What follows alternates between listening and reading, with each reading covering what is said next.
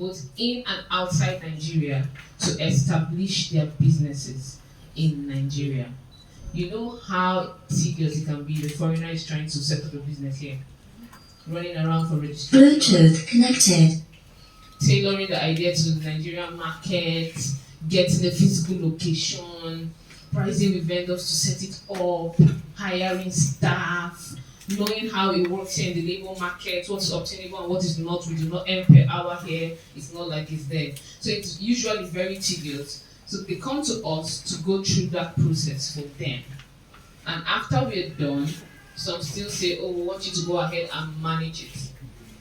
To that effect, we've been able to set up and build 5 different businesses since inception half a decade ago.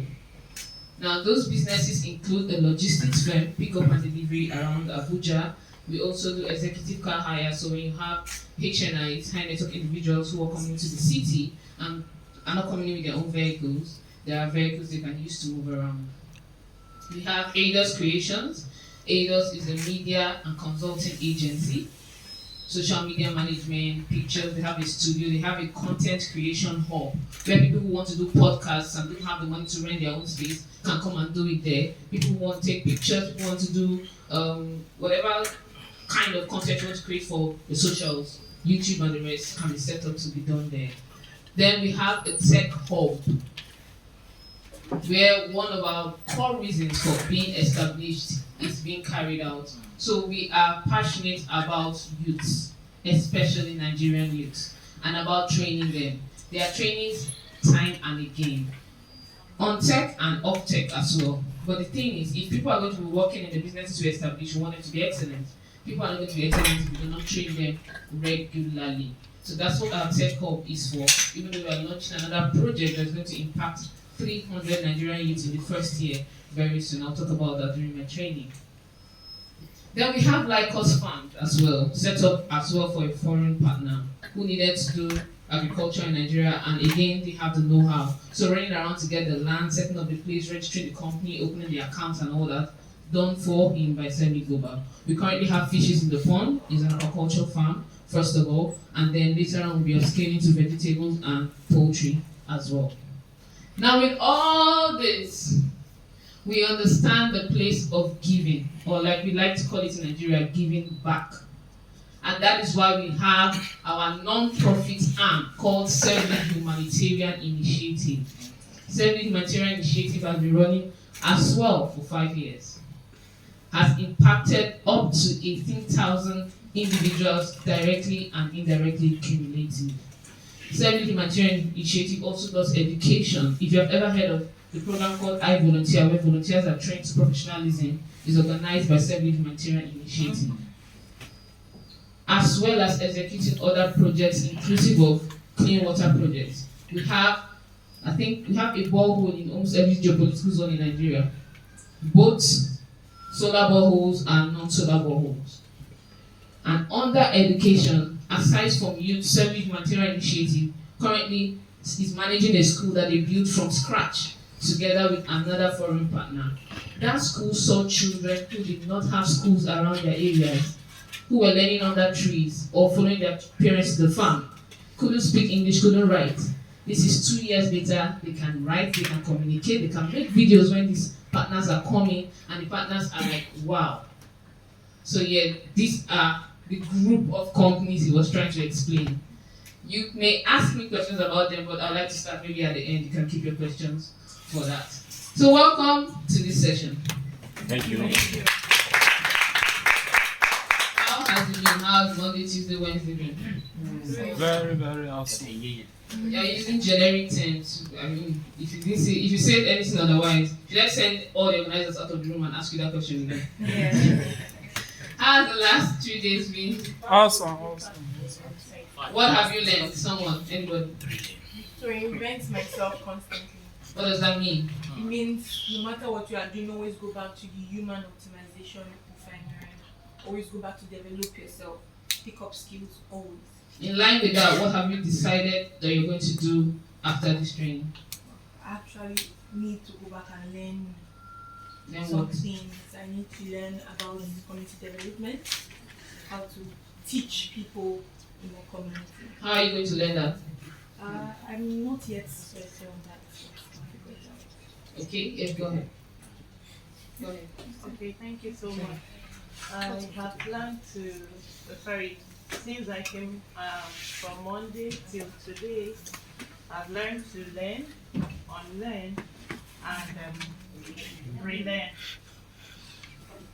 I don't understand generic terms. What does that mean? What exactly does that mean? What are you unlearning? What are you Okay, learning? what I'm learning, like as you are now, all the facilitators who have come so far, they've impacted, they've built my capacity at one point and the other. So on learning, on going back home already, I have a plan. As I'm seated, we have started since last night to work on something which will be executed by next month. So as I'm going back home, I will unlearn what I have learned so far, you know, like do a kind of step down.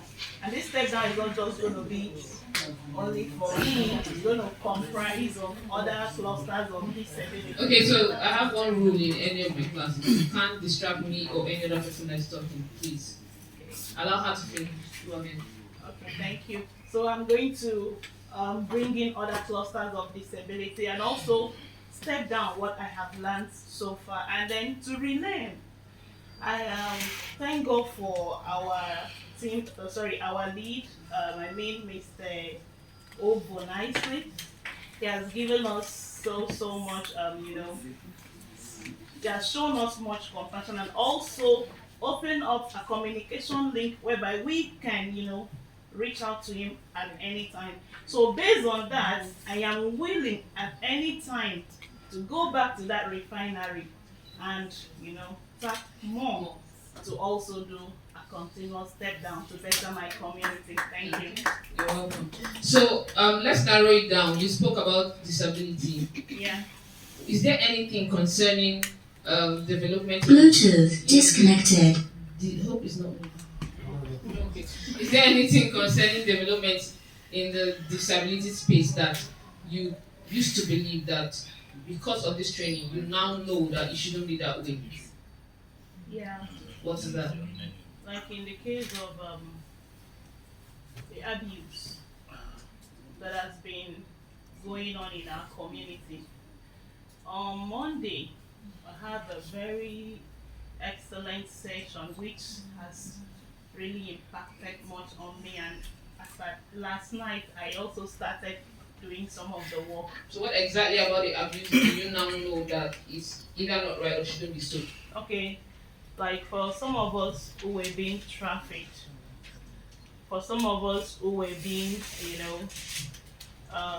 hunted for to be used in areas of either rituals or maybe curative of one meat of HIV stuff. So all of that put together, we are not going to take that anymore. So as I'm going back home, we'll meet with our Human Rights Commission at the state level. We as the Community of Disability, and we'll also meet with the Director of Rehabilitation under the ministry that supervises the disability community. And then we will come out with a workable plan to make sure that we will enforce this, because many of our ladies, like many of our women, are being used, killed, and some of them, they don't even have voices to speak up. So are you saying that because of what is happening, some people in your community have been complacent about it? They've taken it as, these are a lot. But now you are unlearning that complacency, and now you want to take action for it because it needs to be done. Exactly. So that's unlearning. You are something you knew, or you thought you knew before, or you believed. You're like, okay, no, this is not right. So I need to drop this and then relearn something new, which now is taking action, which now is to abolish complacency amongst your community or the proposed victim. So well done. Okay, I'm glad to hear this. Thank you so much, Mr. Obo, nicely as you were called. Alright, so I was blind. Now I can see. John what? For those, sir? John chapter what? Are you asking me? Okay, so as a master student, it's very important for us to reference. So that's what I'm trying to do. Okay? Yeah. This is not my word. These are not my words. They're taken from a book which I'm referencing now. So John chapter 9 verse 25. I was blind. Now I can see. We'll know whether I can see now. Alright, so we're going to be talking about fundraising techniques and grant writing as well. I grew up in a home where I was taught some values. A lot of values. I could go on listing them for you, but I want to speak about one. I was taught to respect people's spaces, resources, and boundaries. My parents taught me that I should be independent. Nobody owes me anything. Like even they don't owe me. My father literally told us that nobody sent him to school. He sent himself to school right from secondary school. So if he's sending us to university, that he has tried though. Yes, it's a privilege. He has tried. He has done his own. Masters is on you. Not because he couldn't. I mean, my father was one time acting vice chancellor of University of Abuja. So it's not the lack of resources. It's the you need to understand that people cannot be carrying you forever. So I was brought up with a mindset of independence, especially financially. You don't go to my parents with an entitlement mentality. No. You need something, explain yourself very well. Do you understand? So I was brought up like that. That saw me starting from a very young age to start a lot of businesses myself because I just wanted to find out how to stay afloat by myself. It also has seen me, you can't find me in your DM looking for urgent 2K.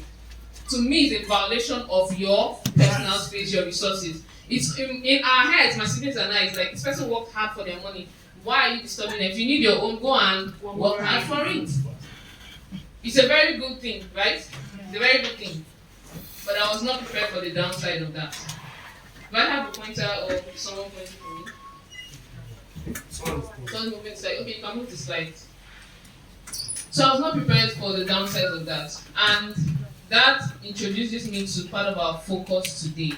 We are going to be talking about your feelings about money, the importance of building relationships, and how to ask for what you want under the topic we are looking at. I was telling Mr. Ogo that the topic he gave me is when we teach the topic in Servelead, when we teach it to organizations, it takes a full day. A full day. Because it cannot be imbibed without practice. But we have 1 hour and now less because I used the first part of my time to interact. So we'll just go through some things and maybe if we need more, we can, schedule that later. You can move the slides. Okay, so first of all, your feelings about money. Now, you understand my own feeling about money. It's something that in my head I'm supposed to be independent about. I'm not supposed to disturb somebody else. That's my own baggage. Obviously, that will see people like me finding it very hard to ask people for money. You know that. In fact, it's like, no, it's morally not right. Now, somebody may have a different baggage. Your own baggage may be different. Some of us grew up in homes where you need to ask for every single thing. If you have ever called your uncle wicked, raise your hand up. That my wicked uncle doesn't want to send me money. Are you an uncle now? Are you an uncle now? Yes. Probably you are wicked to someone too. You have a nephew on this. Have you been sending them money how they want? It's this small, but I should.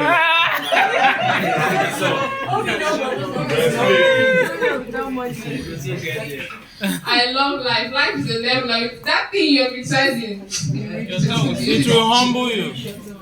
So some of us grew up in that place where it's okay. In fact, you should ask. That's what you need to do. That's how you see people who want to start business or do something. They will never put in their own resources inside. They're not necessarily holding it. Their mindset about money is not like that. Other people have other mentalities. They have the mentality of lack. It's never enough. So even if you give them today, they'll come back tomorrow.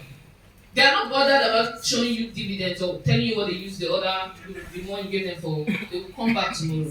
There's some who have the concept of abundance. When you give them, they waste it. It's there. Don't worry. Don't say no money. You know. Which one is your baggage? Who wants to share their own with me? You may not be part of the ones I mentioned now, but does anybody have any money baggage? So mine is, I find it hard to ask. It's a problem. So my husband tells me, ask. You have cousins, you have this. I'm sure that's how he was brought up. But for me, I find it very difficult. I don't even know how to ask for money. So sometimes I kind of like hear the loss, and that thought, brings me down a bit, and it can even affect my health. So when I don't have money, I fall sick. Wow.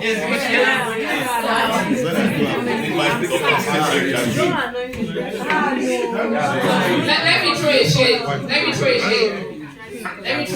This thing she said now, I used to think that it was a male sickness for men. Men that have that response when they don't. But I'm happy to see that even in that one, there's gender balance.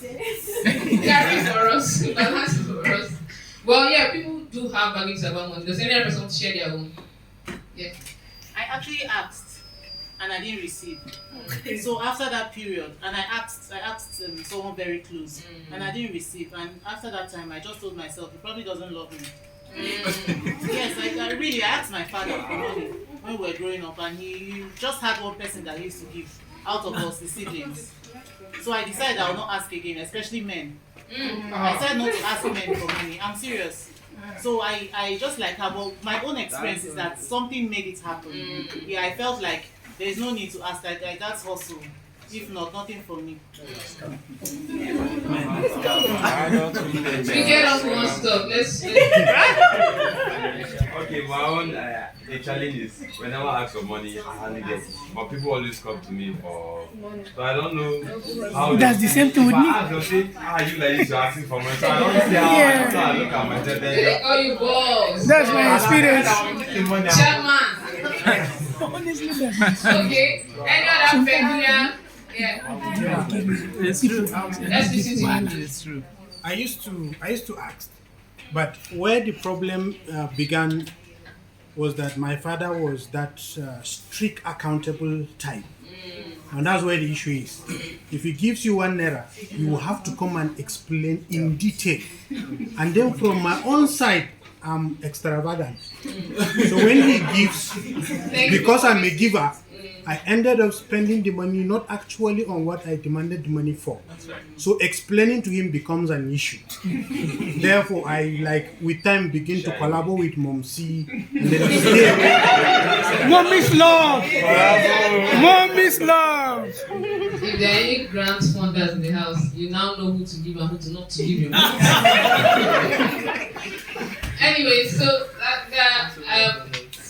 can we go back? Sorry. One step back. So your feelings about money is going to affect how or whether you try to use funds. And here is why that's either important or not important. We can now go to the next slide.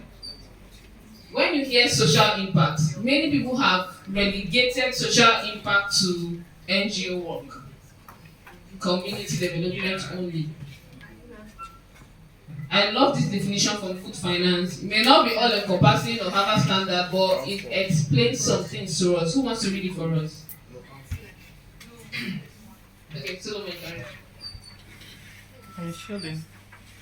Social impact can be defined as the effect on people and communities that happens as a result of an action or inaction, an activity, project, program, or policy. Okay. The effect of, did he say business or non-profit or did he say anything like that? No. It means that all of us here can be part of social impact. All of us here. Who read the story about Dr. Waridiaso? The doctor that the elevator killed in Lagos. Did anybody read that story? Okay. How did you feel? How did you feel? I had empathy around that it could be, I felt upset. You felt upset? Very upset. The social problem of unemployability can be one of the reasons that happen. What do I mean? Unemployability is there are probably jobs for people to be employed in. There are people who can do that work, but those people are not skilled enough to do the work. That is the only reason why, as the report said, as the media briefing said after her death, that they had called for the repair of that elevator time and again. And it was not repaired. It means someone's job is to repair that elevator and the Negligence. person will not repair it. Act of negligence. Maybe not lack of hard skill of repairing it, but lack of soft skill, of empathy, of diligence, of teamwork. Do you want the doctors to go and repair the elevator? Why won't you repair the elevator? That's just one social problem. I'm sure we all have social problems that really irritate us, that keep us up at night. Who has a social problem that's just like, what is this? What is happening here? Who has anyone they want to share? Yeah. You can sit, sir. Okay, there is a road from along. If we start that road matter.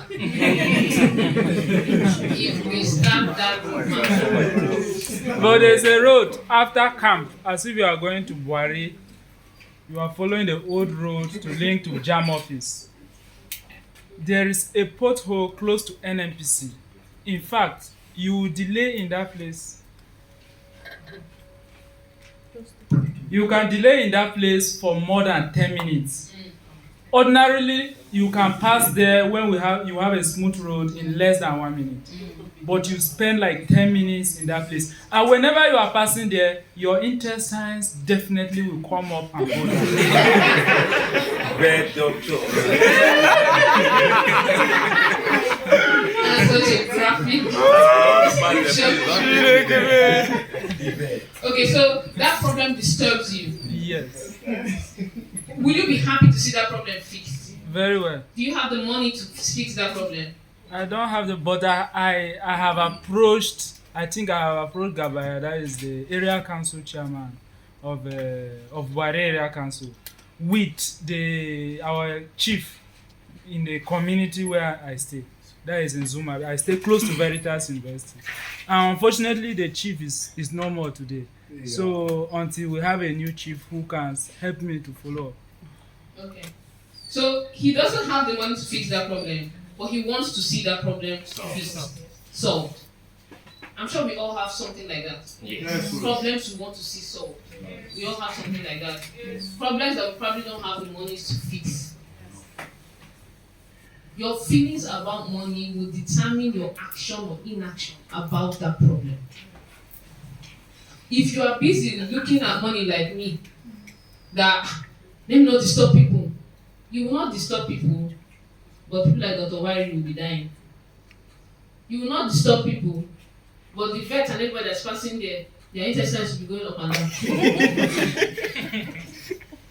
So, you need to tackle that baggage you're carrying about money. You're still taking it on a personal level. I was still taking it as if it's about me. It's not about you. It's a social problem because it really is affecting people. It's killing people. Then I got a job after NYC. I said earning just a little above 50,000 naira. So you can drop your 20. And very soon I was able to save a bit more than I was saving, right? But I have not yet gotten to my 1,000 students goal. Keep dropping as you're coming. Okay. Now, along the line, you can move the slide. Move the slide, please. Move it. Move it. So along the line, I met a social entrepreneur that then introduced me to the concept of fundraising. But remember my baggage about money. Can you remember my baggage about money? Yeah. I'm like, what is this?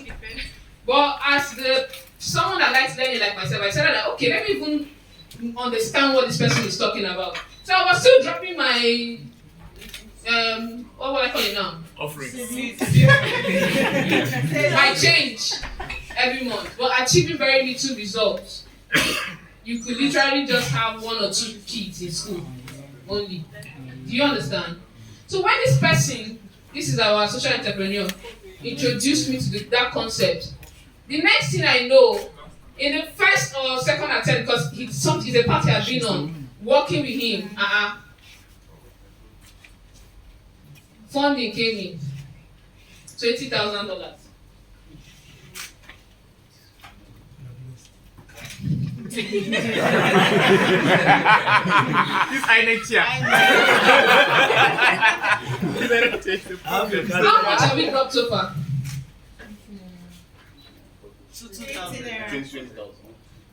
18 naira. 100 naira. Okay, it's 500 How many people have you sent to school? 5 people. No, it's 500 naira per child. How many people have you sent to school?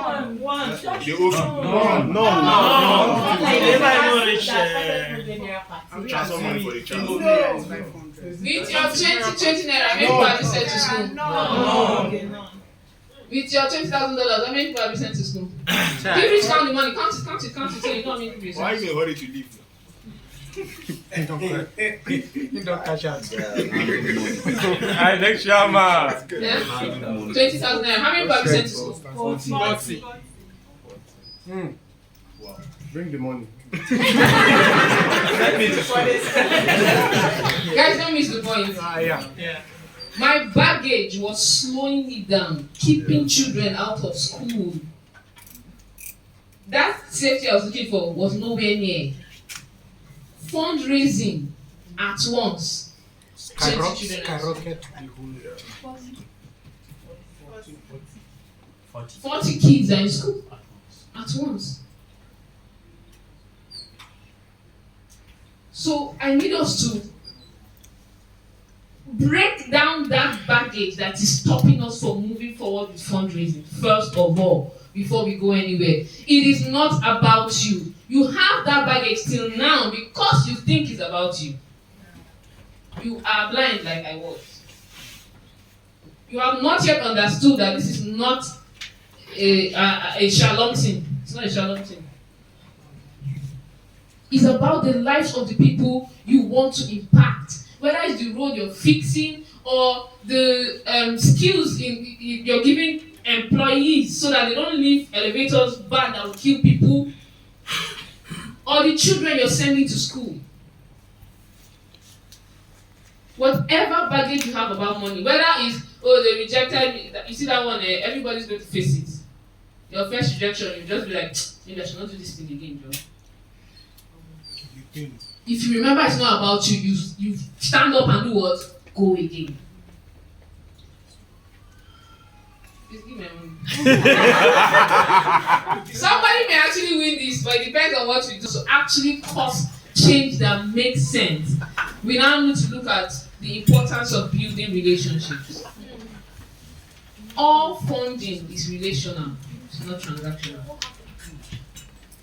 Even the funding for your business that they give you and say you should be returning investment, it is relational, not transactional, and I will explain. You can go ahead. However it is you want to raise money will fall under one of these two. It's either your money or other people's money. Am I right? Yes or yes? Yes. It's either your money or other people's money. And if you don't have the money that can create the effect you want at once, you have understood now that your money may not be sufficient or may not be the right way to go. Do we get that? Yeah. We're not saying you will not put your money in or it won't be part of the things that you're using for that project. But if you're looking at this as the sole way to handle that social impact, you may be leaving people in that misery for longer than they should be.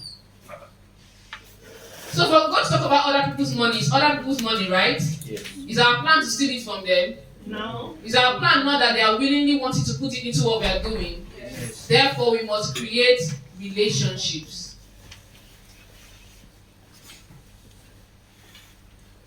You can move ahead, slides.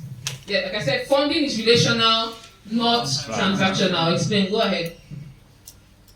So, one of the first ways you can amplify relationships now in this age and time with ICT is through social media. What's his name?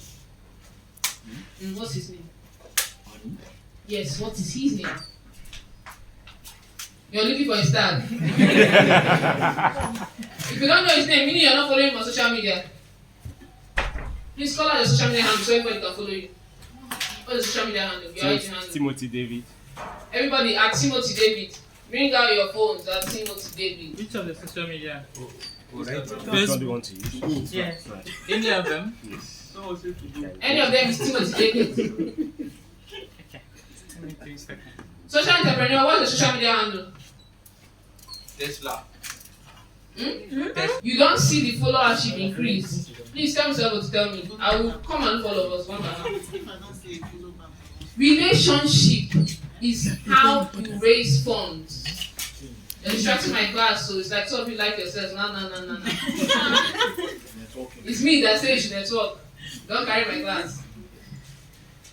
In the light of that, this is my own. I start following everybody. What is the reason why we are following? I'm serious. So start following. Where's my phone? Let me check. The reason why we are following is this: you cannot know everything.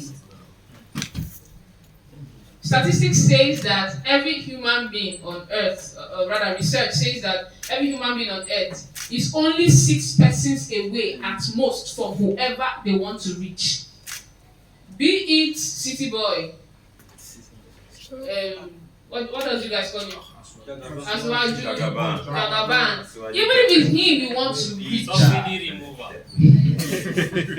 I was not here.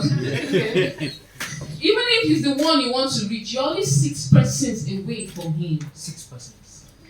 The degree of separation is 6 people. Research says that. And Harvard Business School recently tried to either redo it to check if it's true. And they say that that research is not far from the truth. If that's the case, now we're talking about fundraising. If you're not building relationships, how are you going to find out about the funds or where to get them from? It's not when Mr. A sees the funds, you put it on maybe his status or something, you see it from there and you apply. Yep. If you're looking for a job and you have everybody's number and somebody works in the HR firm, you may get a job. But if you're not connecting, how do we want to get that done? Every grant fund that you write to today, we check your social media handles. Okay. Sure. Yeah. That's it, okay. You don't know. They will check your social media handles. Then when they see you are Mr. A is applying, Mr. B is applying, Mr. A talks only about himself on social media. I want to use girls, but let me not shit you. But does this thing on social media. Mr. B is not only on social media, he's following their own executives. And following them for a while, following people they are connected to, commenting on their posts, writing meaningful things as comments. What do you think they will consider more?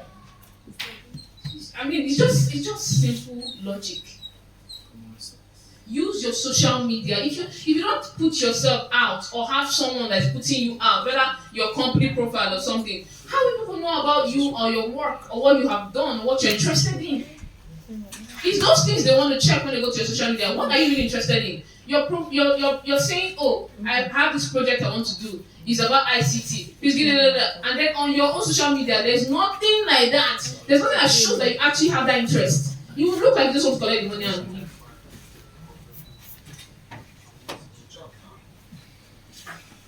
So relationship is very important. Whether it is to get information or to put yourself out there in a certain way that the people you want to be attracted to you will be attracted to you. Use your social media well. We can move. Now research.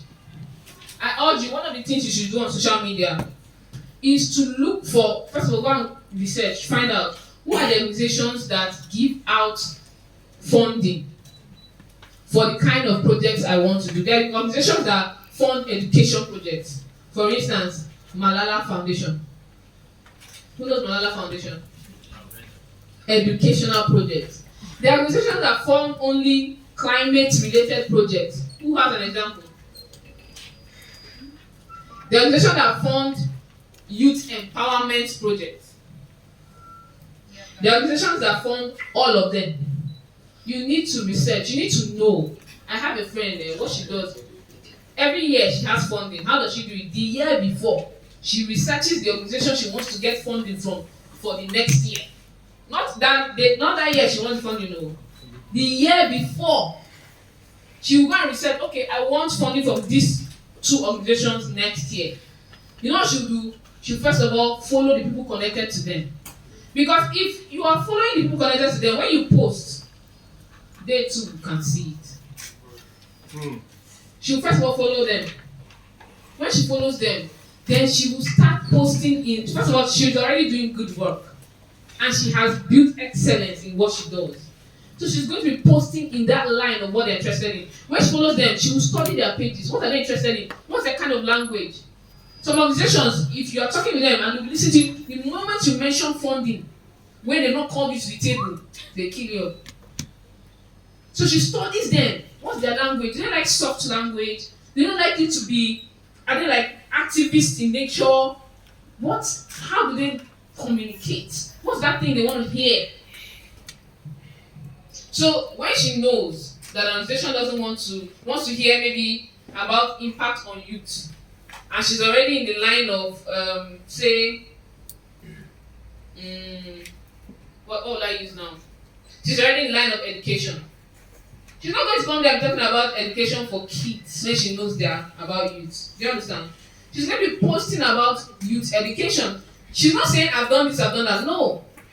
She can just post with a friend, oh, I went to the market today and this young boy really helped me to carry my goods. So I got interacting with him and I found out that he didn't go to school. Nigeria, where are we heading? We really need to take education for youth seriously. Even if you couldn't go to school, there should be centers for adult education. Reach me if you have any of those centers.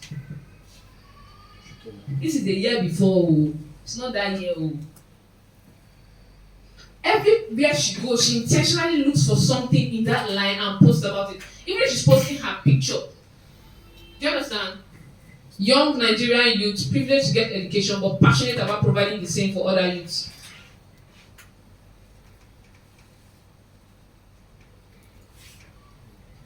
She hangs out, does everything, but if she wants to post about work, she ties it. She speaks. So if that organization is interested in youth education, maybe in Zamfara, she will tie it in Zamfara. Or even if she doesn't, tomorrow you may see her in Zamfara. She just find a networking event that's happening there, or university that's doing a conference there. She will go there.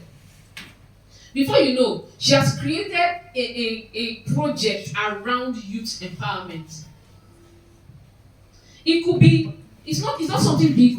It can be teaching you something she knows. Do you know that there are a lot of graduates in Nigeria that still don't know how to speak English well? Yeah. You can understand them, do you understand? But if you work with them, you will never be proud to send them to go represent you in a meeting. And she knows how to do that. She can just put these together and teach them that for free. And she's taking these pictures and she's putting them online. By the time she's writing to organization next year, and she's saying, during the course of we're able to train 200 youths on how to speak better. Please, you that is writing from the blues that they don't know, that's not saying anything, who do you think they will listen to? Relationship and research. First of all, she connected with those people online, remember? Yeah. You can build a relationship online without seeing the person. They know you, they're looking out for your post. In fact, once that their friend knows that organization has put out a call or something for youth empowerment, because they've been following her posts, they say, this lady is very passionate about you too. Maybe you guys want to reach out to her. They'll be the one talking on her behalf. What are you doing with your own social media?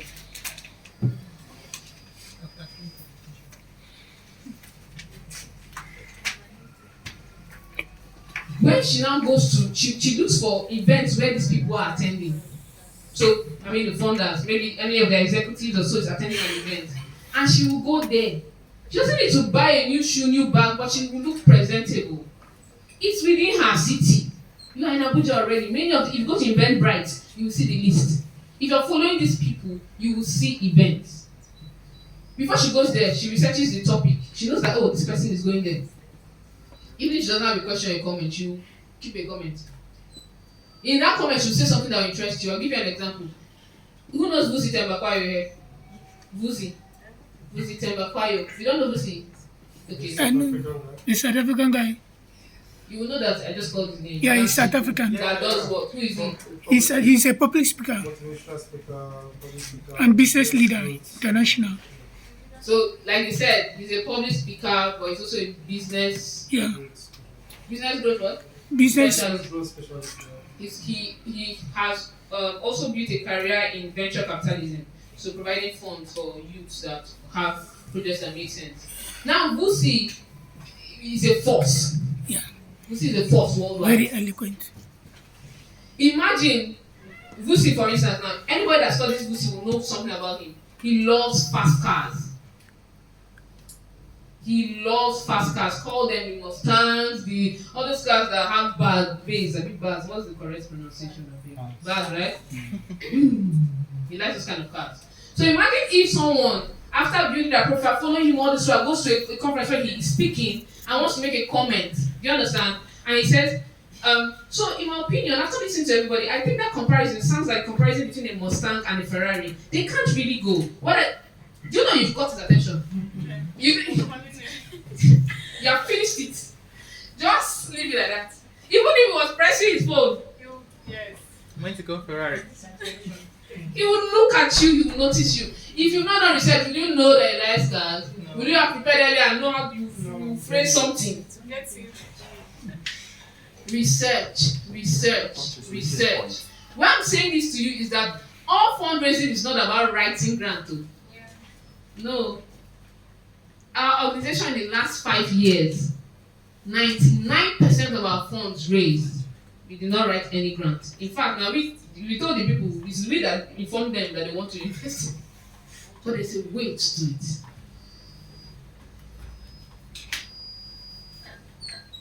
Can we move ahead? I already said attend events and meetings. When you're doing this one, needless to say, please look presentable. You don't need to go and sell your house to buy a watch because the person likes a Rolex. You go and buy your own too. You cannot eat for the next 2 days.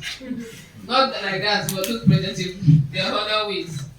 Aside from looking presentable, how you carry yourself would really, really matter. I need other 2 volunteers. Come. Another person, yes, exactly. Kim, sir. Kim, don't worry, I'll invite you to speak. This one.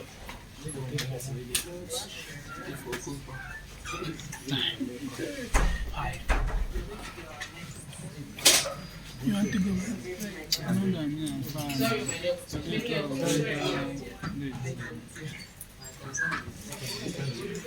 the way you carry yourself matters. You can send a message about you without saying anything. Yes. People say when they meet people, my spirit doesn't just gel.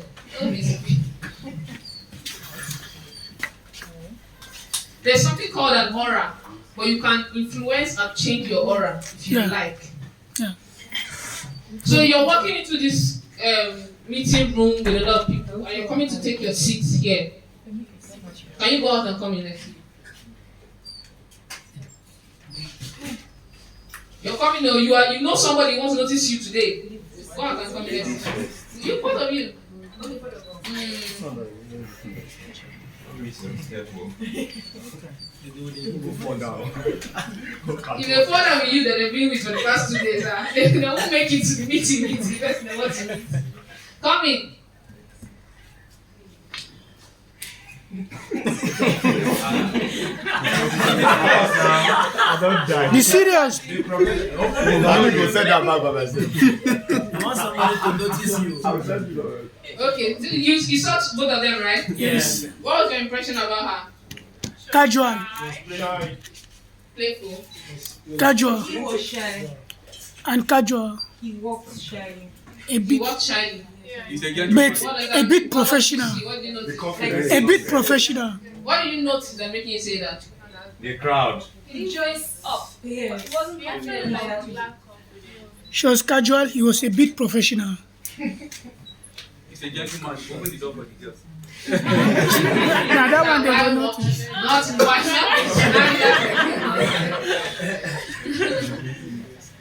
The people you want to meet have attained that position because they are leaders. And let me tell you something about leaders.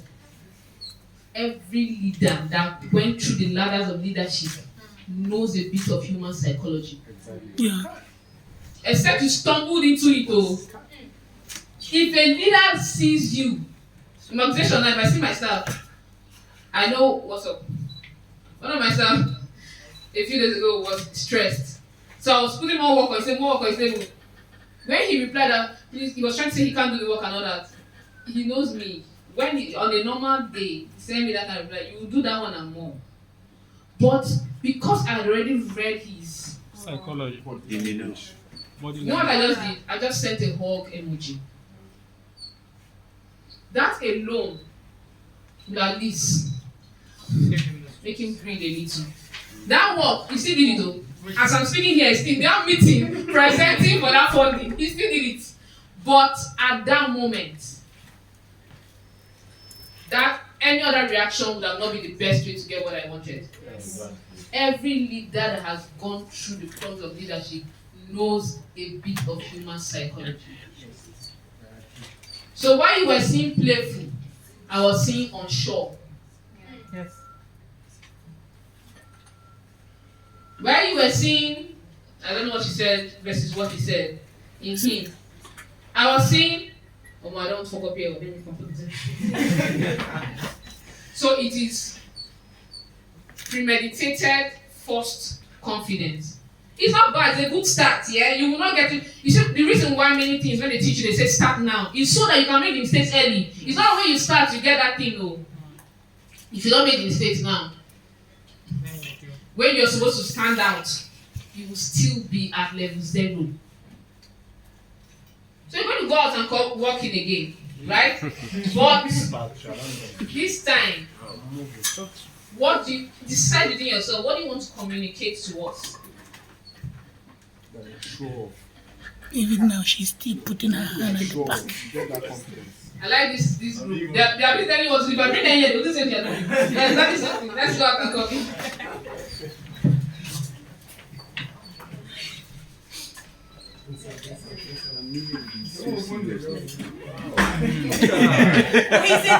Because you want grants. Everybody should ship. Come in. Let's watch them. Come in. No. They don't want to come in again. They are deciding. We hold our hands. They are practicing. Come in. Lola. It's like they're outside. But the lady, I think she has like victory. Wow. Why you leave us? That's me.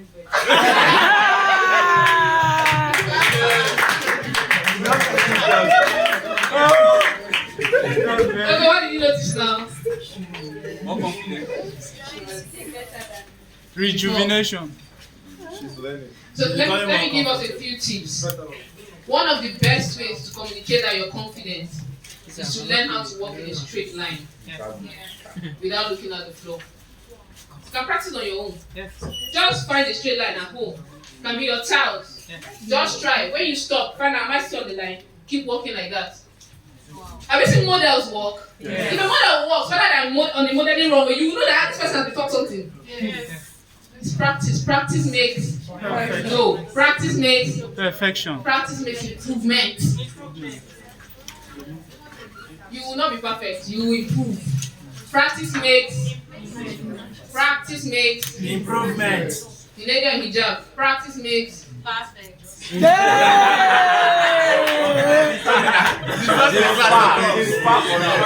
She's not here. You are not with us. This is why when I'm being distracted in my class, they will not learn. Class, practice makes improvement. Practice makes improvement. So practice how to walk on a straight line without looking down. Put your shoulders back. When you say that's a lot of work. Start letting it now. Start letting it now. Yes.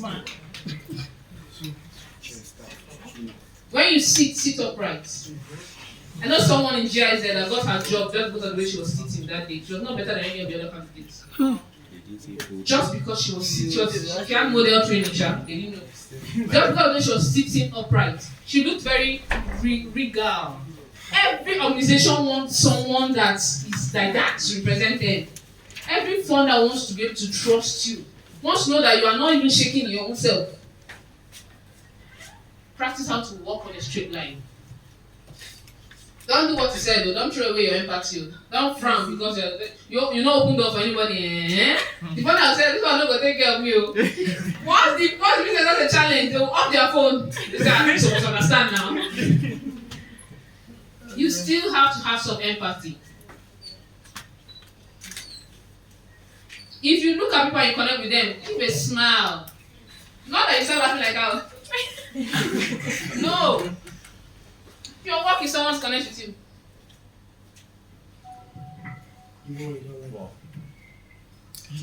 People, especially leaders, notice. Always remember that. They notice. When you sit down in the whatever place you guys are networking or something, and you're busy, your hands are unsure, you don't know what to. It's not like this. It still gives off the lack of whatever you do. Find a comfortable place for your hands and keep it there. Don't move it. If what you're moving it for is not connected with what you're saying, maybe you want to say, for instance, my watch, and you move your hand. For instance, my watch. But when you're just like, and so for instance, the thing is that, no. They can, even on a Zoom call, though, that's why Nigerians have found the cheat code. They don't put on their video, their cheat code. They'll then use data. The network will be bad. They like, they're hiding. But if you're having calls with international people, they'll put on their. You will feel very weird if you don't put on your own. So you have to learn these things now, so you don't go embarrass yourself. Somebody failed an interview like that. Someone failed an interview? Yeah, they called him for an interview, so he was just putting on a shirt. So they asked him to move back, he was putting on a shirt. In the box, I just dressed with his suit, sitting down. But they asked him, can you move back? So it's class, but it was too late. So when you move back, Wait. You see what's happening there? They're telling you how the guy would have been sharp enough. Nigerians are always feeling they have quick fixes. Life is not like that though. Your funders will know when you're trying to do quick fixes. Yeah. I was in a funding call yesterday. Yes, we closed it and yes, the money is coming, but there was still a lot to learn. That's why I said practice makes improvement, not perfect. Yes, after my pitch and everything, yes, they agreed and everything, but there was still a lot to learn. That's why you must start practicing now. Your words. Your words. There was a time when I first started training. You can't hear me, you're so fast. Yeah. So I'm telling you that. You remember? Yes. You have to practice and learn. All these things will speak for you before you even talk about the idea you're bringing on the table.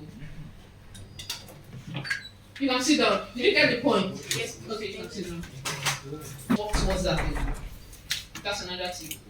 You can move the slide. Okay, so how to ask for what you want. Now that you know that relationships are important and you must build it, now that you have understood that whatever baggage you have about money shouldn't be because it's not about you, it's about people you're trying to help. How then do you ask for what you want? So let's go ahead. Go. Move back. Move back. Okay, I think it's here. Now, how do you ask for what you want? Great communicators know Anatomy 101. One of the guys that like to call it Anatomy 101. Anatomy 101. When they are talking to you, they are appealing to three things: your head, your heart, and your gut. Even when you're writing, if it's a written grant, you are also communicating. If you are not appealing to these three things, you will still have a comma. Then when it's a physical one, the more. You have to learn to appeal to these three things. The head is clarity of idea. How clear are you about what you're talking about? How many of us used to come first in primary school? You came first a lot. How many of us have met time and again? Kai, you're so intelligent, eh? How many of us? Did what? You heard a number of times, are you so intelligent? Yeah. I was like that too. You build some level of detrimental overconfidence in you. Yes. Yes. Detrimental. Yes. Sometimes. So if you're in our WhatsApp group, I advise you, always practice before you go anywhere. Or no matter how good you are at that thing, except it comes to you impromptu and then you have to do it there and then. Always practice. Always practice.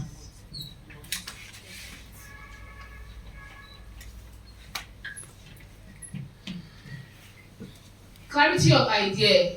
Many times you may not be able to figure it out only by yourself. After you have a eureka moment about your idea, this seems clear. The next thing you need to do is find people you can share it with and ask them, is it clear? I remember, as a startup, Servelead Global went through a lot of stages. Several points changing what our value proposition is, changing our mission, changing our vision. I remember the point. Somehow, sit people down and say, we feel like this thing is clear. What do you think? And they're like, nah, this word, nah. They had to start pruning, fine-tuning everything. You may not be able to do it alone every time. Find people that you can pass. They don't need to be super intelligent. In fact, find an 8-year-old, a child. Tell them that thing. What did you understand? There's a point you have to sit down with people and say, can you just go through our website? What do you see us as?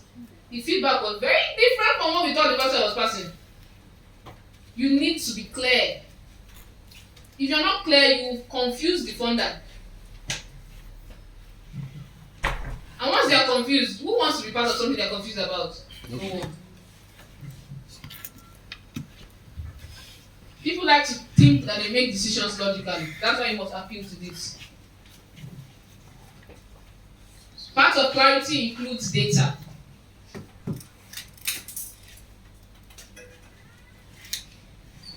Includes data. What data are you presenting about this your idea? Are you just saying we are very clear, we want to, what's the project they have that they want to do here? What's the project? What's the project? What do you mean?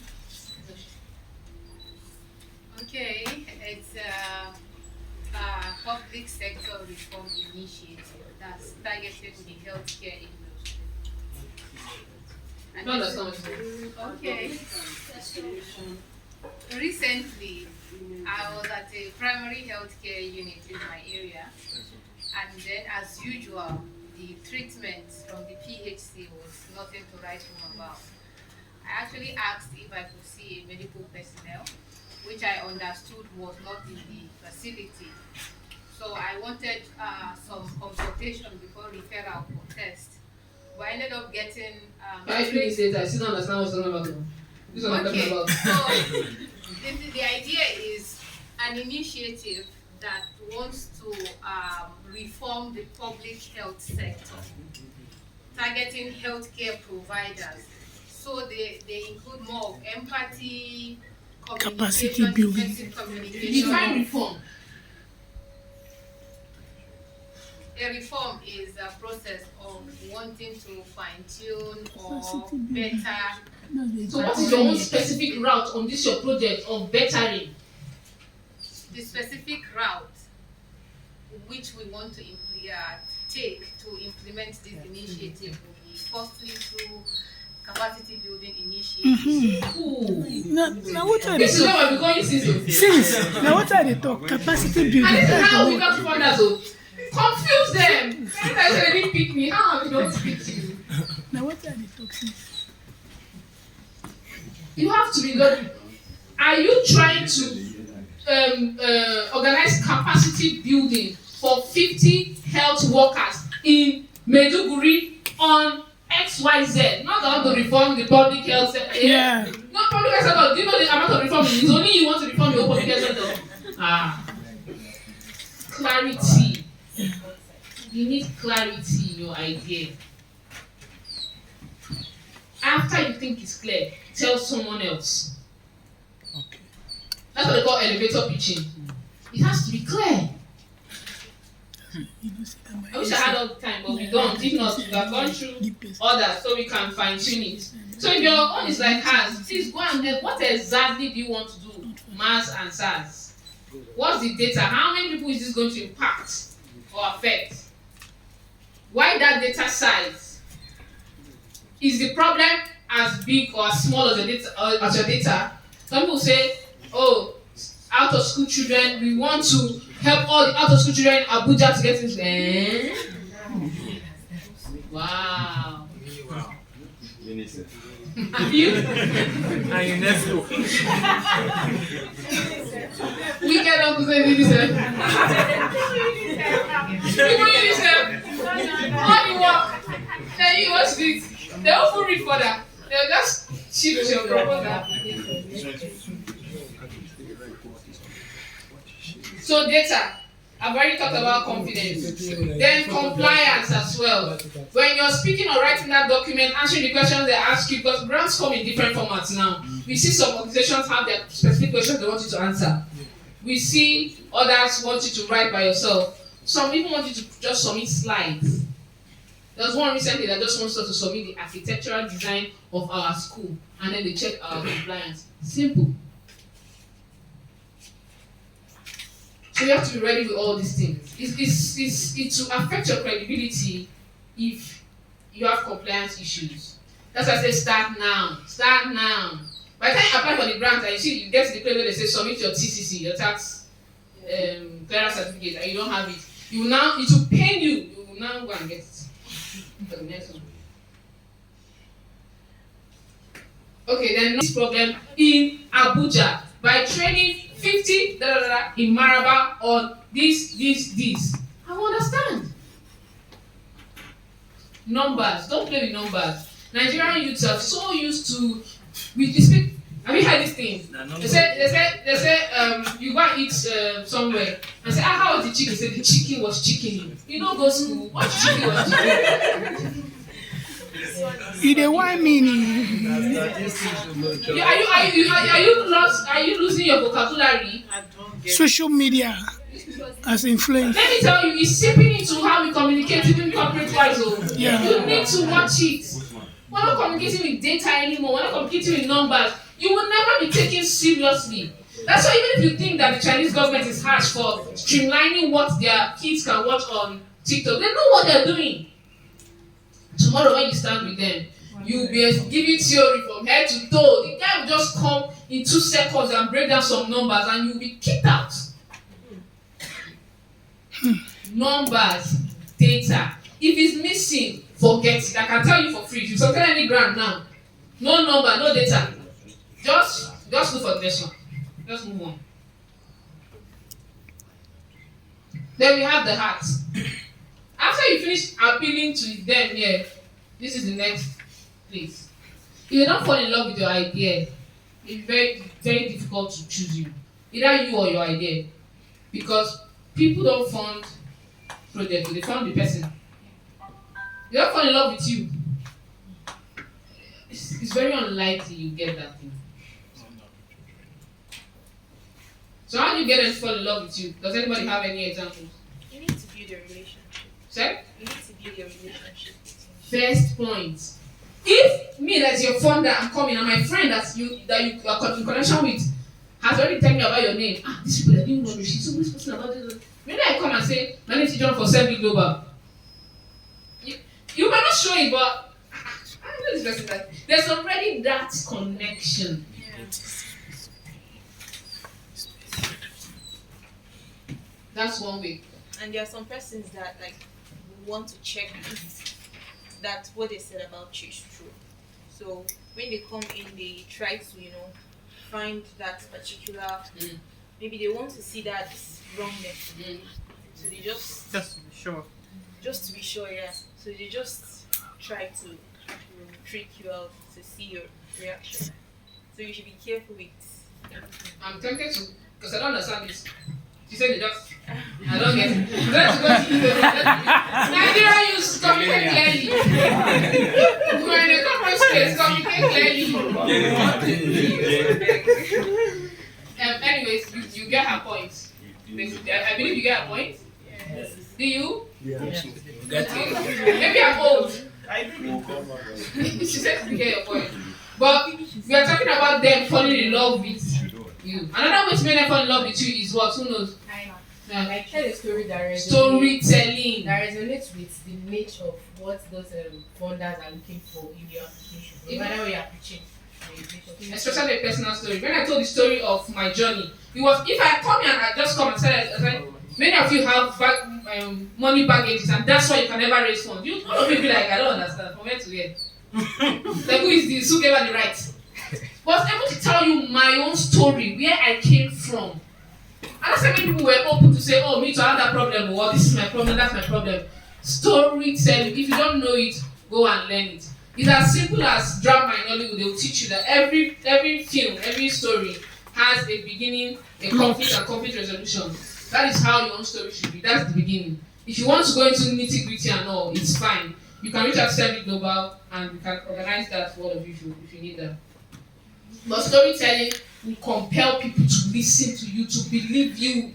The heart is looking for that compulsion, like, this person really wants to get this done.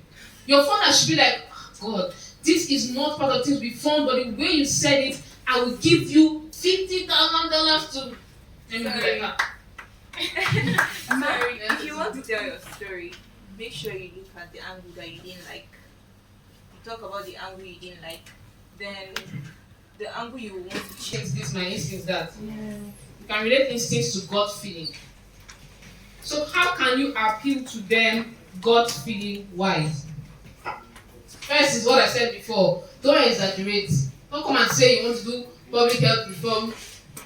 This thing, and like she said, like UNICEF, they already know that you can't do it.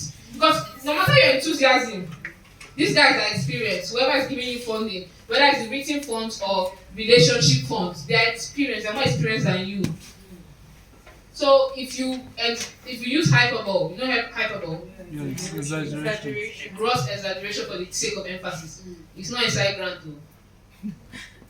If you can use it in your public speaking, don't write that one in your grant too. Speak, be clear about your level of impact that you'll be able to carry on. Be clear about the numbers, what exactly you will do. Don't want to bamboozle and then you cannot keep to your word, you get into trouble. If anybody ever believes you with that, by the time you don't do that thing you said you will do, next time, not only them, they will tell other people, other brand funders, this person, nah. If you want to get people to, through their gut feeling to see you as, we should do something with this person, another trick, not a trick, another thing you can do is listen. Even though you're the one pitching for the funding, you don't know everything. Yesterday when we were pitching for the funding, the funder literally told us another angle of that thing we're doing. And at first, I was going to say, no, actually talk about that. I'm like, no, it's fine. Listen. Let them feel like they're the ones that gave you that idea. And you are buying it and you are grateful and you are thankful. Listen. Then be vulnerable. If you don't know how to do something, don't say you know how to do it. Accept that, oh yeah, this may be a challenge for us, but we know XYZ person that can help us solve it. Maybe you know a lawyer that can handle the compliance issues. Maybe you know a data analyst that can give you better, data. Maybe you know an M&E person that can do the monitoring and evaluation in such a way that they will understand it better. Another thing that helps your gut feel is your credibility, and something that fuels your credibility is your team. If you go as a one-man squad, even if it's a personal grant, find ways to mention other credible people on your team. Then if it's a fiscal meeting, they will be watching how your relationship with your team. So if you're there saying, we're a forward-thinking organization, we accept youth, we make them put their opinions forward, and maybe because you're the leader, maybe someone's talk that you don't allow them to put their opinions forward. They can't see that. They will not tell you that, but you get that thing. So another thing that fuels credibility is your team. Surround yourself with a team. You don't need to have employed these people. Your team can be the people you sit down with, talk, you share the idea with them or something. Do you understand? People that you know, like you say, oh, you're a graphic designer, come let's do this. They will like, you know, boss, you always have good ideas, let's do it together. People that you have mutual respect for. Not people that are followers that everything you say they will do, they can never challenge you, they can never tell you when you're wrong, not those kind of people. Your team culture, very important. You guys have a culture of honor. Don't worry, I'm almost done. You guys have a culture of honor. Who doesn't like to be respected here? You know, Nigerian feminists have been fighting for a while when they say the man's love language is respect. Who doesn't like to be respected? Don't we too like to be respected? It's not about feminism now. But everybody likes to be respected. Everybody likes to be honored. If you're going to go to the meeting with the person, what is there to take a gift? Something small. If they're coming to you, what is there to celebrate them in a special way? I'll give you one trick. Just do a flyer design. Say, welcome to our office, Mr. with their faces, and project it. You can go all out. Well, I'll stop here. When you get your first funding, it's just the beginning. There's more. Not there can be more. There actually is more where that came from. Because even if that person doesn't have, the way you handle that one, they will drag other people in to give you to do more. And why do you want money to do more? Why would you want money to do more? Why would you want more funding after you get first one? Why? It will upgrade the business, then it will also solve a problem, and then you will empower more people on the facility. For social impact. That's why you want more. So after he's done repairing that pothole, the other parts of the road are still bad. More funding will repair that one too. Is there anything wrong if people come to his area and all the roads are smooth as if it's Maitama just because of his credibility and the steps he took severally to get that done? Is there anything wrong with that? No. Is there anything wrong with after sending 1,000 children to school, you're organizing and the next thing, several people in your team are sending 1,000 each because you taught them how to get this funding and get it done? Is there anything wrong with that? No. So you want more because of social impact, to do more. All the problems besetting us in Nigeria, almost all of them can be solved if there's funding for us to execute it. Your first grant is just the beginning. That one, I remember our first grant, we didn't only use up the money, we now have to add our own, just because we know that more can actually be done. Move ahead. So, why can I say all this and I'm telling you? We have been privileged to be able to seal a lot of funding over the years. A lot of funding, and still sealing them today. And many of them are from the same source. As in, what I mean is, if there are 3 people, those 3 people are still interested in doing more with us, aside from the new one coming on board. So I'm not talking about something that is not doable. I'm talking about something, like I said, I was blind, someone made me see, and now I've not just started seeing, I'm now using my hands, mouth, my whole body to replicate that thing and get results. You can do the same. Move ahead. With some more also coming on the way. This will be announced soon. If you're not following us, you will not get the announcement, you will not benefit from it, and it's for Nigerian youth. It is huge. People have started thinking differently, which is another thing you must incorporate. It's not about doing training now. After the training, what next? A friend of mine is doing a training with UN for women on procurement. And she's thinking about what next. After the training, what next? So she's saying, Servelead Global, you help people set up their businesses. Is there a way you can come on board and we can do it together that after we train them, you set up their businesses? So that it's not just training them on procurement, they are now ready to actually benefit from that training and use what they have been taught. People are thinking further. You in your own idea, what's making you stand out? What's the difference? What's that? You don't need to innovate, you don't need to bring up something new. Did Steve Jobs bring up something new? He made what was already, people had already started making phones, people had already started making laptops. He made what was already existing better. What what is that difference in that your own idea? So you want to do the pothole. Then you're writing budget that you was beggar, long. But now I can see. I was blind, but now I can see. Thank you very much.